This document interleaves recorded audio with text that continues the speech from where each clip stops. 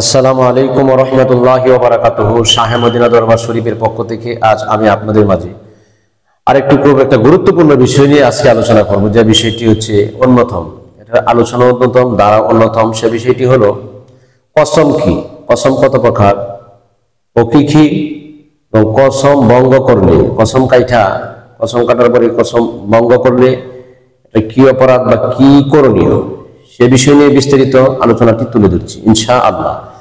তো চ্যানেলটি যারা নতুন আছেন, চ্যানেলটি সাবস্ক্রাইব করে পাশে থাকুন, ভিডিওটি শুরু থেকে শেষ পর্যন্ত দেখুন, প্রয়োজনে স্ক্রিনে নাম্বারে আপনার যোগাযোগ করবেন। তাই আসুন আলোচনা করা যাক। আসলে কসম এ ব্যাপারে কি কোরআন কারিমে কোনো আয়াত আছে? হ্যাঁ, সূরাতুল কলামের 10 নম্বর আয়াতে আল্লাহ তাআলা কোরআনুল মাজিদে ফুরকানুল হামিদে বলেছেন, ওয়ালা তুতি কুল্লা খাল্লাফিন মাহিন। বলেন, হ্যাঁ হাবিব, ও বন্ধু, আল্লাহ নবীকে বলছেন, আপনি কসমকারী ব্যক্তিকে অনুকরণ করবেন না, কারণ কসমকারী ব্যক্তিরা লাঞ্ছিত, অপমানিত। আল্লাহ তাআলা নিষেধ করছেন যে কসমকারী ব্যক্তিদেরকে অনুসরণ করা যাবে না, অনুকরণ করা যাবে না। এটা নবীজিকে বুঝাইলেন আল্লাহ, কিন্তু নবীজি তো আপনার সকল কিছুর সমস্ত মানুষের জন্য কি শিক্ষক, তাকে আল্লাহ তাআলা এটা বললেন তার উম্মতে মুহাম্মদীরাও যাতে কসমকারী ব্যক্তিকে বিশ্বাস না করে, কসমকারী ব্যক্তির অনুসরণ যাতে না করে, কসমকারী ব্যক্তিকে যাতে মেনে না চলে, আল্লাহ তাআলা এটা নিষেধ করেছেন নবীজি উম্মতদেরকে নিষেধ করে দিয়ে গেলেন। এই জন্য আসুন কসম কি, মূলত আসলে কসম এটি হচ্ছে একটা আরবি শব্দ। এর অর্থ হচ্ছে শপথ করা, এর অর্থ হচ্ছে একটা প্রতিজ্ঞা করা, প্রমিস করা যে এই কাজটা করব বা জীবনে এই কাজটা করবো না, এরকম এটাকে আপনার কসম বলা হয়ে থাকে। যেমন সূরাতুত তিন আল্লাহ তাআলা বলছেন, ওয়াত-তিন ওয়াজ-যাইতুন ওয়া তুরি সিনিন। কসম একমাত্র আল্লাহ পাকের জন্য। কসম এটা তো সত্য প্রমাণের জন্য, তাইলে আমার আল্লাহর মতো সত্য, আমার আল্লাহর মতো এত সত্যবান আর কেউ নাই। আর কসমটা কিন্তু আল্লাহই প্রযোজ্য, আল্লাহর জন্য একমাত্র এটা শোভা পায়, আমাদের জন্য শোভা পায় না, কেননা তিনি হচ্ছেন চিরন্তন সত্য। আর সেই কসমটা আল্লাহর নামেই করতে হয়। কেউ মসজিদের নামে করে, মন্দির মাজারের নামে করে, বিভিন্ন আবার মাথায় ধরে করে, কোরআন শরীফকে নিয়ে কসম করে। বাবা, এগুলো থেকে আপনারা বিরত থাকবেন। এই জন্য তরিকত ভিত্তিক কথা বলি আমি, আপনারা জানেন, বক্তব্য দেখেও, এবং এছাড়া যারা আমার দর্শক আছেন ইউটিউব চ্যানেলে যারা নিয়মিত আলোচনা দেখেন, এদেরকে হুঁশিয়ারি করার জন্য মূলত আমার এই ভিডিওটি, আজকের এই আলোচনা নিয়ে আসা। কারণ মানুষ কথায় কথায় এই কাজগুলি করে থাকে, কসম করে থাকে, অমুকে এটা হবে, অমুকের এটা হবে যদি এটা করি, এটা না। মসজিদের কসম করে, কোরআন শরীফের কসম করে, এমুকের কেউ স্বামী নিয়ে কসম করে, ছেলে নিয়ে কসম করে, মাতা নিয়ে কসম কাটে, এগুলো কিন্তু ঠিক না। আর আল্লাহ তাআলা নিষেধ করলেন এই সমস্ত ব্যক্তিদেরকে বিশ্বাস করা যাবে না, এবং অনুসরণও করা যাবে না, অনুকরণও করা যাবে না। এই জন্য কসমটা আল্লাহ তাআলাই কাটছেন। যেমন ওয়াল আসর, আল্লাহ তাআলা কসম করলেন, কসম বললেন, কসম কায়া হয়েছে ওয়াল আসরি, আল্লাহ তাআলা বললেন যে সময়ের কসম, অর্থাৎ যুগের কসম। এই কসমটা একমাত্র আল্লাহ পাক রব্বুল আলামিনের জন্যই শোভা পায়। তাই আসুন, কসম কত প্রকার? কসম তিন প্রকার। তিন প্রকারের কসম।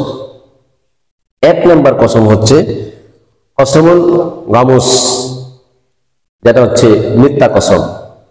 কসমুল গামুস, যেটা মিথ্যা কসম, অর্থাৎ এই কসমটা হচ্ছে সত্য জিনিসটারে, অর্থাৎ মিথ্যা জিনিসটারে সত্যতে পরিণত করার জন্য, মিথ্যা বস্তুটারে সত্যতে পরিণত করার জন্য বিভিন্ন কিছু করে থাকে।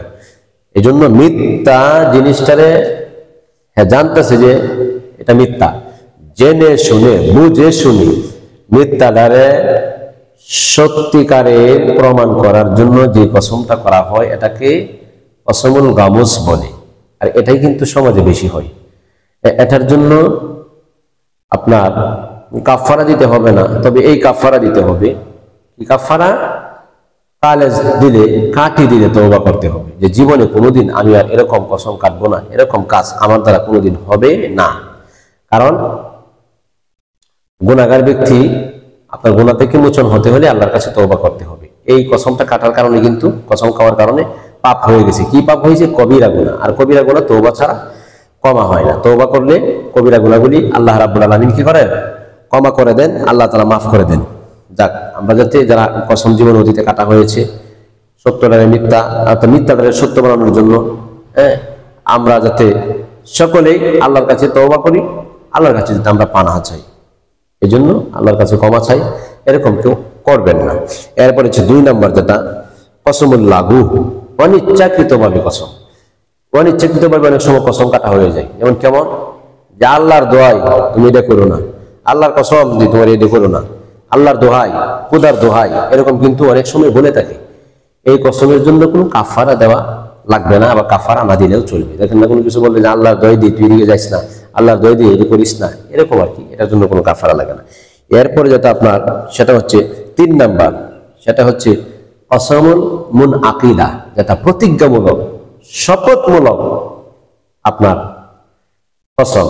যেই কসমটা প্রতিজ্ঞামূলক, কঠিন করে করি যে আমি কোনোদিন আর এই নেশা পান করব না, আল্লাহর কসম করে বলছি, হ্যাঁ, খোদার শপথ করে বলছি, কথা দেখালাম যে আমি কোনোদিন জিন্দগিতে আর কোনোদিন নামাজ ছাড়বো না, একটা কসম করে বলে আল্লাহর কাছে যখন অদাবদ্ধ হয়ে যায়, তখন আপনার এই কসমটা যখন কাটে, কসম কাটার পরে কিন্তু ভঙ্গ হয়ে যায়, এটার কাফারা দেওয়া কিন্তু আবার ওয়াজিব, না দিলে কিন্তু গুনাহগার হবে। হ্যাঁ, গুনাহগার হতে হবে। এরকম কসম যদি কেউ কাটে থাকে সত্যটাকে প্রমাণ করার জন্য যে আমি জীবনে এটা করবো না বা জীবনে এটা করবো। হ্যাঁ, যেমন আপনার জন্য ওয়াদা দিচ্ছি যে আপনি আমার কাছে পাওনা পাইছেন, আজ নয় কালকে আমি দিয়েই দিব, আল্লাহর কসম করে বলছি। এটা যদি কালকে না দেওয়া হয় তাইলে কিন্তু কাফারা ওয়াজিব হয়ে গেছে। কোন কাফারা না দিলে কিন্তু আপনি গুনাহগার হবেন এবং পাপিষ্ঠ হিসেবে, লাঞ্ছনাকারীদের অন্তর্ভুক্ত হতে হবে। সেই জন্য হুঁশিয়ার, সাবধান। এখন এই কাফারা যদি আপনার দিতে হয়, কিভাবে দিতে হবে? এই কাফারা কিন্তু সমাজের মধ্যে বেশি, দেখবেন ওয়াদা খেলাফ করতেছে, যেমনটা কথা আছে আমি আর কোনোদিন ধূমপান করবো না, আল্লাহি বিল্লাহি তাল্লাহি, আল্লাহর কসম করে বলছি। এরপরে যদি হয়ে যায় তাহলে এই একটা কসমের জন্য আপনার কাফারা দিতেই হবে, না দিলে কিন্তু গুনাহগার, সেজন্য কিন্তু জাহান্নামের আগুনে জ্বলতে হবে। তাইলে এই 1 নম্বর কসম হচ্ছে, 3 নম্বর কসম হচ্ছে কসমুল মুন আকিদা, প্রতিজ্ঞামূলক, শপথমূলক কসম। এই কসম থেকে আমাদের সকলেই বিরত থাকতে হবে। হ্যাঁ, কারণ এটা ভঙ্গ হয়ে গেলে এটা তো হলো না, কসম ভঙ্গ হয়েছে, যে কাজ করার কথা আবার না করার কথা করে ফেলছেন বা করে ফেললেন না। এখন করণীয় কি? এখানে 4টা প্রথা রয়েছে, 4টা পন্থা, 4টা জিনিস এইভাবে এই কসম ভঙ্গ হইলে আদায় করতে হবে। যে কোনো একটা আদায় করলে আপনার কাফারা হয়ে যাবে, আর গুনাহ হবে না, গুনাহ থেকে আপনি বেঁচে যাবেন। 1 নম্বর, 10 জন মিসকিনকে মধ্যম মানের খাবার দিতে হবে। 10 জন মিসকিনরে পেট বইরা এক বেলা খাবার খাওয়াইতে হবে, 1 নম্বর। 2 নম্বর হচ্ছে 10 জন মিসকিনকে ভালো পোশাক দিতে হবে, যেই মিসকিন নামাজ আদায় করতে পারে, যেই পোশাক আদি পরিধান কইরা। 3 নম্বর যেটা, একটা দাস মুক্ত দান করতে হবে, আজাদ করতে হবে, এটা এখন বর্তমানে প্রযোজ্য নয়।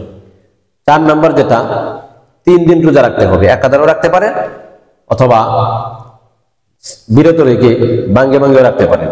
তাহলে এখানে 3টা প্রথা আমাদের জন্য, দাস মুক্ত, আজাদ মুক্ত, এটা আমাদের জন্য নয়। 1 নম্বর হচ্ছে 10 জন মিসকিনকে ভালো মানের খাবার খাওয়াইতে হবে একবেলা পেট ভরে। 2 নম্বর হচ্ছে 10 জন মিসকিনকে ভালো পোশাক পরাইতে হবে, যে পোশাকের দ্বারা নামাজ আদায় করতে পারে। হ্যাঁ, 3 নম্বর দাস বা গোলাম আজাদ করতে হবে, এটা আমাদের জন্য নয় বর্তমানে। 4 নম্বর যেটা, 3 দিন রোজা রাখতে হবে। 3 দিন রোজা রাখলে কিন্তু আপনার এটা সাকসেসফুল হয়ে গেল, কমপ্লিট হয়ে গেল। এখন আমার কথা হচ্ছে, এই কসমকারী ব্যক্তি কারা কারে? যারা জাহেল, যারা মূর্খ, যাদের অজ্ঞ, যাদের কোনো আল্লাহ রাসূলের ভয় নাই, ভীতি নাই, কোরআন সুন্নাহ হাদিসের কোনো জ্ঞান নাই, এবং কোনো তাদের উস্তাদ নাই, পীর মাশায়েখ নাই, বাবা, যাদের কোনো ভালো কোনো একজন গার্জিয়ান নাই, ভালো কোনো একজন পীর মাশায়েখ নাই, ভালো কোনো একজন মুর্শিদ নাই, তারাই কিন্তু কসম কাটে। আর অনেকে আবার পীরের দরবারে যায় বেশি কসম কাটে। এটা পীর না, যে পীর বন্ড পীরের কাছে গেছে তারা আবার কসম কাটবেই। ভালো হক্কানি রব্বানি একজন বিজ্ঞ আলেমের কাছে যদি বায়াত হইতো, তাইলে এই আলেমে বুঝাইতো, বাবা রে, মা রে, কোনোদিন আপনারা কসম কাটবেন না, কসম থেকে বিরত থাকবেন, কারণ কসম হচ্ছে শিরক, আর শিরককারী ব্যক্তি কোনোদিন জান্নাতে বেহেশতের গন্ধ পাবে না, বেহেশতে ঢুকতে পারবে না। এজন্য একজন হক্কানি রব্বানি ওলি আল্লাহর গুরুর সহবতে যাবেন। আমার রিকোয়েস্ট থাকবে এটাই, শেষ পর্যায়ে একজন মুর্শিদ মুকাম্মেলের সহবতে যান। আপনি দেখবেন ঐশ্বরিক শক্তি, আধ্যাত্মিক শক্তির কারণে আপনার ভিতরে এই সত্যটা প্রমাণ হবে। হ্যাঁ, আপনার এই যায় ঝামেলা বিভিন্ন কিছু আপনার উপর জড়িয়ে পড়বে না, আর আপনি সহজে বলবেন না, সত্যটা সত্যিই বলবেন, মিথ্যাটাকে মিথ্যাই বলবেন, কারণ আপনি পীরের কাছে যে মরার আগে মরে গিয়েছেন। এখন অনেকে দেখবেন গলায় গামছা, গায়ে সাদা শার্ট, পরনে সাদা লুঙ্গি, মুখে নাই দাড়ি, হাতের মধ্যে কি ব্যবহার করে, আবার নামাজের খবর নাই, পর্দা পুশিদার খবর নাই। হ্যাঁ, কোন দিকে রোজা যায়, কোন দিকে রমজান আসে, কোন দিকে শরীয়তের আমল কি করতে হবে এই দিকে নাই। কারণ শরীয়ত যদি ঠিক পথে আটকা না থাকে, এই লোকের কসম কি এটা একটা শরীয়তের বন্ধন কসমটা। এই জন্য কসম থেকে কিন্তু বিরত থাকতে হবে। কেমনে? একজন গুরুর সহবতে গেলে আপনি বুঝবেন যে আসলে কি, আমার তো গার্জিয়ান আছে, আমার তো একটা দিক আছে, আমার তো অভিভাবক আছে, আমি তো এটা করতে পারি না। আপনার মনে চাইবে না, আপনার আত্মা চাইবে না, যদি আপনি মরার আগে মরে থাকেন আর গেছেন ঠিক এই পীরের হাতে মুরিদ হইলেন, মরার আগে মরছেন না, মন যেটা আছে সেটাই করলেন, যাওয়া না যাওয়া একই কথা। এই জন্য মনকে আগে বাঁধেন, একজন কামেল গুরুর সহবতে যান, একজন বিজ্ঞ আলেমের কাছে যান, জেনে শুনে। আপনারা গেলে দেখবেন আপনার ঐশ্বরিক শক্তি সাধনা হবে এবং আপনি আস্তে আস্তে ধীরে ধীরে আধ্যাত্মিক শক্তি, সাধনার শক্তি, এবং আপনি যে মারেফতের যে উচ্চ মাকাম আছে, মঞ্জিলে মকসুদ পর্যন্ত আপনি পৌঁছা সম্ভব হবে। নচেত দুনিয়ার জাহিলিয়াতের মধ্যে পড়া, দুনিয়ার মায়াজালে বন্দী হইয়া, সংসারের মায়াজালে বন্দী হইয়া আসল জিনিস কিন্তু আপনি হারাইবেন। আর আসল জিনিস না পাওয়া পর্যন্ত কিন্তু কোনো মানুষ আল্লাহর প্রিয় পাত্র হতে পারে না। এই জন্য আসল জিনিস যদি পেতে হয় একজন মুর্শিদের সঙ্গ লইতে হয়, একজন মুর্শিদকারী হয়ে যাবে। মুর্শিদ নামদারি কত আছে, আমি তো প্রায় ভিডিওতে বলে থাকি যে শাস্ত্রে পাওয়া যায় পীর, দোকানে পাওয়া যায় পীর, মোড়ে পাওয়া যায় পীর, আপনার নদীতে পাওয়া যায় পীর, সাগরে গেলে পাওয়া যায়, নৌকায় গেলে পাওয়া যায়, গাড়িতে গেলে পাওয়া যায়। পীরের বাবা চুল দিয়ে পীর হয় না, যে চুল রাখছে এই পর্যন্ত আর এই পর্যন্ত একটা কাপড় ঝুলাই রাখছে, এটা দিয়ে পীর হয় না। পীর হতে হলে 16টা জ্ঞানের অধিকারী হতে হয়। কয়টা জ্ঞান? 16টা জ্ঞানের অধিকারী হইতে হয়। 1 নম্বর গুণ হচ্ছে কোরআন হাদিসের পরিপূর্ণ জ্ঞান থাকতে হবে। যিনি পীর হবে, যিনি গুরু হবে, যিনি একজন রাহবার হবে, এবং জুমার খুতবা দিতে হবে, জুমার নামাজ পড়ানোর মতো তার যোগ্যতা থাকতে হবে। কারণ পীর হলো অনুসরণকারী একটা লোক, পীর হলো পথ দেখা নেওয়ার একটা লোক। তিনি যদি জুমার নামাজের খুতবা দিতে না পারে, জুমা মসজিদে তিনি যদি নামাজ না পড়াইতে পারে, তাহলে সারা এই জাহানের মানুষ, এই এলাকার মানুষ, এই গ্রামের মানুষ কাকে অনুসরণ করবে? একটা মানুষ কিন্তু মুর্শিদকে অনুসরণ করে। যারা অনুসরণ করে এদেরকে বলা হয় মুরিদ, আর যাকে অনুসরণ করে তাকে বলা হয় মুর্শিদ। তিনি জুম্মার নামাজ পড়াইতে পারে না, জুম্মার নামাজ পড়ানোর যোগ্যতা নাই, পীর সাজ্জা হয়ে রয়েছে, বিভিন্ন নোংরামি সাধন ভজনের নাম দিয়া মহিলাদেরকে নিয়ে খেলাধুলা করছে, মনের কাহিস মিটাচ্ছে। না রে বাবা, এত সহজ না। এই সমস্ত গুমরা থেকে আপনারা বিরত থাকবেন। এই হক কথাগুলি বলার কারণে কিন্তু সমাজে আজকে আমি এই ইউটিউবে এবং ইন্টারনেটে বিভিন্ন পীরের কাছে আমি দোষী হয়ে গেছি, বিভিন্ন পীরের ভক্তদের কাছে কিন্তু আমি দোষী হয়ে গেছি। হক কথা বলবো, হক কথা তিতা লাগে তো, আর হক কথা একটু তিতা লাগবেই, স্বাভাবিক। হক কথা তিতা লাগবে, হক কথা ছাড়া কিন্তু উপায় নাই। আর আমার নীতি হচ্ছে হক কথাগুলি বলে দেওয়া, আপনি মানলে মানেন, না মানলে নাই। যেহেতু ইউটিউব এখন ঘরে বসে মানুষ কথা শুনতে পারে, এজন্য দিনের প্রচার এবং তরিকতের প্রচার করা খুব সহজ হয়ে গেছে। এই জন্য আমি কথাগুলি স্পষ্ট ভাষায় কিন্তু আপনাদের সামনে আমি বলে থাকি। এই জন্য এদের কাছ থেকে কপ্পরে পড়বেন না, বন্ড পীরের কপ্পরে পড়বেন না। মানুষের যেটা বন্ড পীর বলে তহমত দেয়, এটা আসলেই ঠিক, ভালো যেমন আছে বন্ড তেমন আছে। এই জন্য বন্ডদের কপ্পরে পড়বেন না। নকল আসল চিনা বর্তমানে কঠিন হয়ে গেছে বাবা। এই জন্য নকল চিনবেন কিভাবে? মুখে দাঁড়িয়ে থাকবে না, গায়ে শার্ট থাকবে, পরনে লুঙ্গি থাকবে। পাগল না, পাগলের বেলায় আলাদা। যে পাগল মজনুন হালতে আছে সে অন্যরকম, আরেকটা নিজে নিজে হালত ধরে পাগলা নাম দেয়, এটা না। সত্যিকারের আল্লাহর পাগল কেমন? নারীর লোভ নাই, বাড়ির লোভ নাই, টাকার লোভ নাই, ঘরের লোভ নাই, টাকার লোভ নাই, কই থাকবে কই থাকে কই খায়, খাবারের কোনো লোভ নাই। একটা পাগল বলে বাবা, আল্লাহ রাসূল তারা কিছু বোঝে না। আর এদিকে মনে করেন যে জ্ঞানবান, শতবান, সব ঠিক আছে, তার শরীয়তের অবশ্যই পাবন্দি করতে হবে, কোরআন সুন্নাহর জ্ঞান থাকতে হবে। 1 নম্বর গুণ হচ্ছে পীর হতে হলে জুমার নামাজের খুতবা দিতে হবে এবং জুমার নামাজ পড়ানোর যোগ্যতা থাকতে হবে সহি শুদ্ধভাবে। যদি এটা না পারে তাহলে পীর হয় না, সে বন্ড হয়, সে বন্ড হয়, বন্ড হয়। এই বন্ডের কপ্পরে কিন্তু বর্তমানে মহিলারা জড়াইতেছে বেশি। এই জন্য মহিলাদেরকে মাগো, আপনাদেরকে হুঁশিয়ার করে বলছি, জাহান্নামের টিকিটটা পৃথিবীতে তাইকে আপনারা নিজে নিজে লিখে নিয়ে নামা। এদের কাছ থেকে দূরে থাকুন। বন্ডামি করতে করতে করতে করতে আপনার এই এদের কপ্পরে পড়া চেহারা নূর গেছে, আপনার ড্যামেজ হইয়া আত্মার শক্তি কমে গেছে। নফসের যে কাহেস, শয়তান যে ভিতরে আছে, জিনা করানোর জন্য, পাপ করানোর জন্য, ব্যভিচার করার জন্য লেগে আছে। এটা ভালোই লাগে, স্বাদেই লাগে, এই জন্য কিন্তু আপনারা জড়িয়ে গেছেন বেশি। এখান থেকে ফিরে আসুন বন্ডপীরের কথা থেকে। এই কসম তারাই কাটে যারা সচরাচর একজন প্রসিদ্ধ হক্কানি গুরুর সহবত পাইছে না। এজন্য মুর্শিদের সহবত নেন। মুর্শিদের সহবত নিলে আপনি ঐশ্বরিক শক্তি কলবের মধ্যে নূরের তাজাল্লি পাবে এবং কলব জারি হবে, জিকির জারি হবে। হক্কানি রব্বানি ওলি আল্লাহর সহবতে থাকবেন, বন্ডপীরের কপ্পর থেকে আপনারা বেঁচে থাকবেন। শাহে মদিনা দরবার শরীফ, কিশোরগঞ্জ জেলা, কিশোরগঞ্জে থানা, গাবধুরি গ্রামে, বৌলা ইউনিয়নে আগামী 6 ডিসেম্বর 2025 দরবারে ঔরস শরীফ আপনারা আসবেন। সকলকে দাওয়াত করা হলো, বক্তব্য পরিধানগণ সবাই আসবে। তাহলে আজকের যে বিষয় কসম কত প্রকার ও কী এবং কসম ভঙ্গ করলে কী করণীয়, সমস্ত কথাগুলি আমি সহজ সরল ভাষায় বিস্তারিতভাবে তুলে ধরছি। আশা করি বুঝতে পেরেছেন। প্রয়োজনীয় স্ক্রিনে দেওয়া নাম্বারে যোগাযোগ করবেন, ভিডিওতে লাইক কমেন্ট শেয়ার করে ছড়িয়ে দিবেন। আজকের মতো এখানে শেষ করছি, অন্যথায় দেখা হবে শাহে মদিনা দরবার শরীফ, কিশোরগঞ্জ, গাবধুলি গ্রাম, বৌলাই ইউনিয়ন। আসসালামু আলাইকুম ওয়া রাহমাতুল্লাহি ওয়া বারাকাতুহু।